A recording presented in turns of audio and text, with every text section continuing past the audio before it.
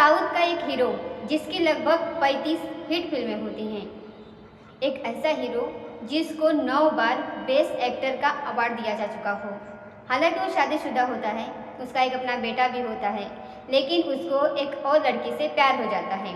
उस लड़की के बारे में पता चल जाता है पब्लिक को, समाज को। इसी बीच में उस हीरो का जो एक फ़ैन होता है जो इसे बेइंतहा पसंद करता है, उस हीरो के फ़ैन ने नकली आईडी बनाई और उस हीरो की जो प्रेमिका होती है उससे बातचीत करना शुरू कर देता है।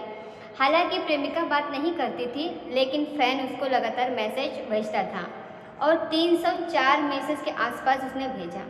इसी बीच में जब वो हद से ज़्यादा बात जब बढ़ जाती थी तो 28 मई 2024 को एक प्राइवेट फ़ोटो भेजा, अपने प्राइवेट पार्ट का एक ऐसा फ़ोटो जिसको देखने के बाद किसी को भी घिन आ जाए। अब उस लड़की से पूछता है कि देख कर बताओ क्या ये तुम्हारे हीरो से ज़्यादा मजबूत है या नहीं। लेकिन मैं दावे के साथ कह सकता हूँ कि ये तुम्हारे हीरो से ज़्यादा मजबूत है। यानी उसने जो इस तरीके से तुलना करते हुए जो मैसेज भेजा तो उस लड़की को बहुत ज़्यादा बुरा लगता है। वो अपने हीरो से बताती है और यहीं से एक ऐसा भयानक कत्ल होता है कि इस कत्ल की गूंज पूरे हिंदुस्तान में गूंज जाती है। हर कोई ये जानना चाहता है कि आखिरकार इसके पीछे की वजह क्या थी और कैसे वो कातिल पकड़े जाते हैं। नमस्कार दोस्तों, स्वागत है आपका हमारे चैनल पर। आज की जो सच्ची घटना जो मैं आपको सुनाने जा रही हूँ, ये सच्ची घटना है कर्नाटक प्रदेश का एक शहर है बेंगलुरु और उससे रिलेटेड एक थाना लगता है। दरअसल बात कर रही हूँ 9 जून 2024 के सुबह के आसपास एक कमाची पाल्या एक थाना के निकट एक जगह लगती है सुमन हल्दी। इसी के पास लगभग 8-10 कुत्ते एक किसी चीज़ को खींच रहे थे। किसी जगह से एक डिलीवरी बॉय वहाँ से गुजर रहा था। उस डिलीवरी बॉय की नज़र पड़ जाती है उस कुत्तों पर और वो पास में जाकर के देखता है तो वो एक इंसान की लाश को खींच रहे थे। वो किसी तकलीफ से उन कुत्तों को भगाने की कोशिश कर रहा था, लेकिन वो कुत्ते भागने को तैयार नहीं थे। तभी उसने पुलिस कंट्रोल रूम को फ़ोन करता है। फ़ोन करके बताता है कि यहाँ पर एक लाश पड़ी है जिसे कुत्ते नोच रहे हैं। जैसे ही यह कंट्रोल रूम पुलिस को सूचना मिलती है, उसके बाद नज़दीकी पुलिस स्टेशन में यह सूचना दी जाती है। पुलिस वाले मौके पर पहुंचते हैं और मौके पर पहुंचकर जब देखते हैं तो वाकई में जो डिलीवरी बॉय ने जो बोला था वो बिल्कुल सच था। आखिरकार उस लाश को कब्जे में लिया जाता है और पोस्टमार्टम के लिए भेजा जाता है। लेकिन पुलिस के लिए सबसे बड़ा सवाल था कि आखिर ये लाश किसकी है और इसे यहाँ पर क्यों फेंका है। अभी तक पुलिस को इसके बारे में कोई जानकारी नहीं थी और उस लाश की शिनाख्त करने की लगातार कोशिश की जा रही थी। बेंगलुरु या उसके आसपास के जितने भी पुलिस स्टेशन होते हैं, जो हुलिया मिलता है पुलिस को, उसका फ़ोटो खींचकर व्हाट्सएप ग्रुपों के माध्यम से सबको भेजे जाते हैं, सोशल मीडिया के माध्यम से भेजे जाते हैं। लेकिन पुलिस को कुछ घंटे ज़रूर लगते हैं, लेकिन सफलता मिल जाती है। अब सफलता क्या मिलती है, यहाँ के लगभग 170 किलोमीटर दूर एक गांव रहता है।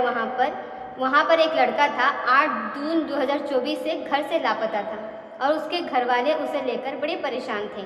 आखिरकार उन्होंने भी 9 जून 2024 के सुबह ही संबंधित थाने में रिपोर्ट दर्ज कराई थी और कहा कि हमारा बेटा, जो कि एक फार्मेसी कंपनी में काम करता था, पिछले साल उसकी शादी होती है, उसकी पत्नी गर्भवती होती है और वो अचानक से गायब हो जाता है और रात भर लौटकर घर नहीं आया। उसको ढूंढवाने में हमारी मदद करो।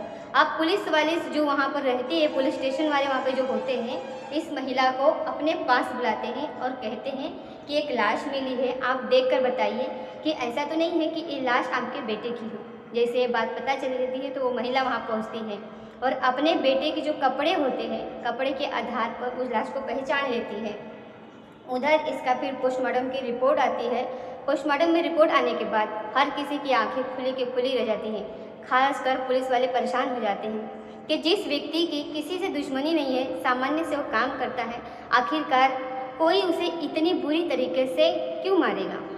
दरअसल उसकी जो हड्डियाँ थी शरीर की, वह अनगिनत हड्डियाँ टूटी पड़ी थी और उसे ऐसा मारा था जैसे किसी को दीवार को चिपका देते हैं। यानी उसके शरीर को बहुत ज़्यादा नुकसान पहुंचाया गया था और साथ ही उसके खोपड़ी में बड़ा फ्रैक्चर था। अब एक फ्रैक्चर कैसे हो सकता है। अब पुलिस इसी तथ्य की जानकारी जुटाने में लगी हुई थी। अब इससे पहले कि पुलिस किसी और तथ्य पर पहुंचती, या फिर कातिलों तक पहुंचती या फिर उसके जो मोबाइल नंबर वगैरह थे उसके बारे में जानकारी जुटाने की कोशिश करती। इसी बीच में पुलिस स्टेशन में 3 लड़के पहुंच जाते हैं जो कि 10 जून 2024 को जाकर कहते हैं कि साहब, जो आपको लाश मिली है दरअसल उसका कत्ल हमने किया है, जिसका नाम है रेणुका स्वामी, जो कि चित्रदुर्ग का रहने वाला है और हमने उसे मार इसलिए दिया क्योंकि उससे हमारा रुपयों का लेन देन का मामला था और हमने उसका कत्ल कर दिया क्योंकि वो लगातार हमको परेशान कर रहा था। पुलिस वालों के सामने उन 3 लड़कों ने जो कहानी सुनाई, पुलिस वाले खुश हो जाते हैं। ऐसा लगा जैसे पकी पकाई खीर पुलिस को मिल गई हो। अब पुलिस के लिए तो कुछ काम करने की वजह थी नहीं, पुलिस हैप्पी हो गई थी और उन्होंने इन तीनों को गिरफ्तार किया और उनसे पूछताछ किया। जैसे जैसे इन्होंने बात बताई थी वैसे वैसे बात इन्होंने लिखकर इशू कर दी। लेकिन जो डीसीपी वहाँ के होते हैं एसडीपी कुमार, जो कि आईएएस ऑफिसर होते हैं, उनको बड़ा अजीब लगता है, अटपटा लगता है कि आखिरकार कत्ल होता है, भयानक रूप में कत्ल होता है जिसकी कोई सीमा नहीं है। लाश को इतना नुकसान पहुँचा गया था, उससे ऐसा प्रतीत होता है कि जैसे बहुत बड़े लेवल की दुश्मनी है। लेकिन ये सामान्य सी बात कर रहे हैं कि हमारा कुछ पैसों से लेकर के लेन देन था और लेन देन था तो उसकी इतनी सारी हड्डियाँ क्यों तोड़ी। आप डीसीपी की थोड़ा दिमाग सनक जाता है उसका। वो तीनों से बातचीत करते हैं, पहले एक साथ बात करते हैं, फिर तीनों को अलग अलग करते हैं और तीनों को एक एक करके फिर बात करते हैं। अब पूछते हैं कि तुमने क्यों हत्या की, क्या वजह थी। जब अलग अलग सवाल करते हैं तो तीनों के बयान आपस में मेल करने की कोशिश कर रहे थे लेकिन बयान मेल नहीं कर रहे थे। इसलिए डीपीसी को लगता है कि यहाँ पे ज़रूर कुछ दाल में काला है। उन तीनों के नंबर लिखवाए जाते हैं, एड्रेस लिखवाए जाते हैं और फिर सीडीआर और लोकेशन निकलवाई जाती है जहाँ पर कत्ल होता है, जहाँ पर लाश मिलती है। उसी के इर्द गिर्द उनके लोकेशन थे। पुलिस ने इतना तो इंतजाम कर लिया कि हाँ, ये शायद घटनास्थल पर जरूर रहे होंगे, लेकिन पुलिस ने सोचा कि क्यों ना इसका सीडीआर निकलवाया जाए। ये किससे बातचीत करते हैं, किसके पास ये आता है जाता है, क्योंकि पुलिस ने देखा कि पिछले 48 घंटे का एक रिकॉर्ड निकलवाया। तो जैसे ही रिकॉर्ड निकल कर के सामने आता है तो पुलिस की आंखें खुली रह जाती हैं। दरअसल एक सुपरस्टार होते हैं का इन लोगों से कनेक्ट होता है। अब वो एक साधारण से व्यक्ति, ये 3 साधारण व्यक्ति का एक सुपरस्टार से कैसे कनेक्ट हो सकता है। ये थोड़ा समय से परे वाली बात थी, जिसने 35 फिल्मों में, कन्नड़ में सुपरहिट फिल्में दी हैं, जिसमें 9 बार मतलब एक्टर के अवार्ड दिया गया हो, जिसके करोड़ों की फैन फॉलोइंग हो, वो इन सामान्य व्यक्तियों से आखिरकार कैसे बातचीत कर सकता है। तभी अब जैसे ही हीरो का नाम यहाँ पे सामने आता है तभी उन तीनों को फिर से बुलाया जाता है और उनसे पूछा जाता है कि जो तुमने कहानी सुनाई है उसमें कुछ तो सच्चाई है, लेकिन अभी आधी अधूरी कहानी है। हम चाहते हैं कि तुम पूरी कहानी बताओ। जब वो इधर उधर की बातें करने लगते हैं तो पुलिस वाले इनसे सख्ती में पेश आते हैं और उसके बाद ये ऐसी कहानी सुनाते हैं जिस सुनने के बाद किसी को यकीन नहीं होता। दरअसल कहानी शुरू होती है 24 जनवरी 2024 से। 24 जनवरी 2024 को एक पवित्रा नाम की जो है, पवित्रा गौड़ा नाम की एक महिला होती है जो कि देखने में बेइंतहा खूबसूरत होती है। उसने कन्नड़ फिल्मों में अपनी करियर को शुरुआत करने की कोशिश की, लेकिन उसी कन्नड़ में उसके फिल्मों में उसका कुछ ज़्यादा सिक्का चल नहीं पाया और इसी बीच में उसकी मुलाकात होती है साउथ के एक एक्टर जो कन्नड़ फिल्मों के एक्टर होते हैं, दर्शन टूगू दीपा। और उनसे मुलाकात होती है। मुलाकात होने के बाद वो उन्हें दिल दे बैठती है। हालांकि वो पहले से ही शादीशुदा होता है एक्टर, जिसका साउथ में बहुत अच्छा खासा नाम होता है, करोड़ों लोग उसको देखते हैं, चाहते हैं उसको। अब उसकी शादी होती है विजय लक्ष्मी से। विजय लक्ष्मी को एक बेटा भी होता है, लेकिन साल 2021 से इनका मनमुटाव चल रहा था और इसी का इसने फ़ायदा भी उठाया। लेकिन 10 साल से ये पवित्रा गौड़ा जो होती है वो उससे प्यार करती थी, आपस में मिलते थे, जुलते थे। उधर वो शादीशुदा होता है और इधर ये लड़की जो होती है पवित्रा, ये भी शादीशुदा हो जाती है, ये भी शादी कर लेती है, एक बेटी पैदा हो जाती है। लेकिन वो अपने पति से थोड़ा दूर रहने लगती है, लेकिन चुप चुप के हीरो से मिलना मिलाना सब कुछ चल रहा था। लेकिन जैसे ही ये अपने पत्नी से थोड़ा सा मुखर हो जाते हैं, विवाद हो जाता है, तो इसी बीच में 24 जनवरी 2024 को उसने एक पोस्ट लिखी और पोस्ट में लिखा कि 1 दशक बीत गया है, अभी और भी आगे जाना है। साथ ही इसने @10 साल लिखे और साथ ही लिखा इसने हमारे रिश्ते को 10 साल बीत गए हैं। कुछ ऐसा लिख करके उसने जो है अपने हीरो का फ़ोटो लगाया, दर्शन का, और पोस्ट किया। अब ये बात जो नहीं जानता था उस सभी को पता चल जाती है। इंस्टाग्राम पर दरअसल इस तरह का इसने फोटोग्राफ्स लगाया था, इस तरह की इसने पोस्ट डाली थी। और इसी बीच में बाकी कुछ लोग जो होते हैं जो विजय लक्ष्मी यानी उसके पत्नी के पक्ष में जाते हैं, कुछ लोग ऐसे होते हैं जो पवित्रा के, यानी कोई दिक्कत नहीं है और कोई इंसान अपनी ज़िंदगी की बदलाव कर रहा है तो कोई ऐसी बड़ी बात नहीं। लेकिन एक फैन ऐसा होता है जिसका नाम रेणुका स्वामी होता है, उसको ये बात कुछ अजीब लगती है, इसलिए ये इनके रिश्ते को ठीक करने के लिए दर्शन के उसके पत्नी विजय लक्ष्मी से के रिश्ते ठीक करने के लिए वह इंस्टाग्राम पर एक फेक आईडी बनाता है। और फेक आईडी बनाने के बाद अब लगातार ये पवित्रा जो थी, पवित्रा गौड़ा, इसे लगातार बातचीत करने की कोशिश कर रहा था और लगातार मैसेज करता था, फते फते कमेंट करता था। इस तरीके से चल रहा था और ये कई महीने बीत जाते हैं। लेकिन 28-29 मई 2024 को ये अपने प्राइवेट पार्ट का फ़ोटो खींचा और जैसे ही फ़ोटो खींचा था, ये फ़ोटो में उसका कुछ चेहरा भी आ जाता है। इस तरह का कुछ उसने फ़ोटो खींचा और यह उस हीरोइन के पास पहुंचता है तो उसमें पूछा होता है कि देखो ये तुम्हारे हीरो से ठीक है या नहीं। तुलना करने लगता है और कहता है एक बार आजमा के देखो, उससे ज़्यादा मजबूती ना दिखाऊं तो बात कहना। अब ये बात उस लड़की को यानी उस प्रेमिका को इतनी ख़राब लगती है कि वो अपने प्रेमिका से बताती है, अपने हीरो से बताती कि देखो ये वो व्यक्ति है कि मुझे लगातार मैसेज करता है। और ये बात वो जो हीरो होता है उसको बहुत ख़राब लगती है। वो सोचता है कि अब बदला लेना चाहिए, इसलिए उसने अपने कुछ सोच लगाने शुरू किए। जो उसने प्राइवेट पार्ट के साथ जो फ़ोटो भेजा था उसमें उसका चेहरा भी आ जाता है। अब उसकी तलाश शुरू कर देते हैं, इसलिए उसने किसी का सहारा तो लिया नहीं, लेकिन अपने फ़ैन फॉलोइंग का सहारा लिया। उसने एक क्लब बना हुआ था, उसी में उसने एक मैसेज डाला कि मुझे इस व्यक्ति के बारे में पता करना है। पता चल जाता है कि चित्रदुर्ग का रहने वाला है, तो उसका वो पीछा करते हैं और ये बात तय होती है कि अगर तुमने इसका मर्डर कर दिया तो तुम्हें 30 लाख रुपए दूंगा। उसने ऐसे गरीब लोगों को चुना। एक्टर ने जो हीरो था वो गरीबों को बोला कि मैं तुम्हें 30 लाख रुपए दूंगा। और ये राजी इसलिए हो जाते हैं क्योंकि ये बहुत बड़े उसके फ़ैन थे, उसके फिल्में देखते थे, उसके लिए मरने के लिए भी तैयार थे और मारने के भी तैयार होते हैं। और इतने कितने सारे लोग होते हैं साउथ में कि जो उन्हें इतने चाहते हैं कि उन्हें भगवान का दर्जा देने लगते हैं।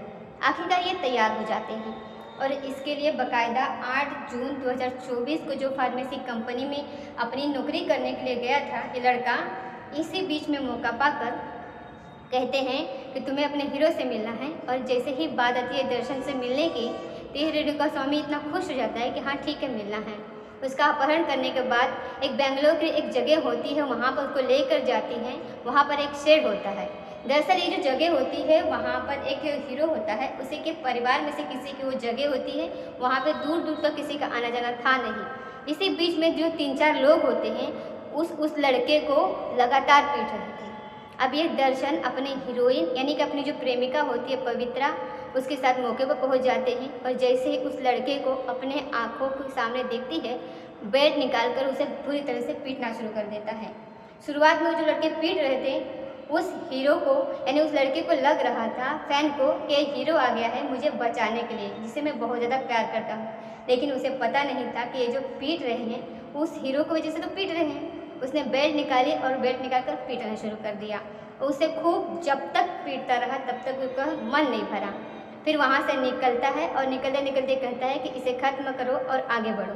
इतना जो कहना था और उसके बाद उस रोड से जितने भी हथियार हो सकते थे जिससे भी पीट सकते थे, बताया जाता है कि उससे ऐसे टक्कर मारी कि दीवार में जाकर के लड़ता है, उसके पूरी हड्डी की शरीर की हड्डियाँ टूट जाती हैं। शरीर में ऐसी गंभीर चोटें लगती हैं कि रिपोर्ट में देख के पता चलता है कि कितनी देर की दुश्मनी थी ये। आखिरकार वो मर तो जाता है, लेकिन ये कोई नहीं जानता था कि उसकी लाश अभी रात को ही तो मर्डर हुआ है, लेकिन सुबह ही वो उसकी लाश जो है पुलिस को मिल जाएगी।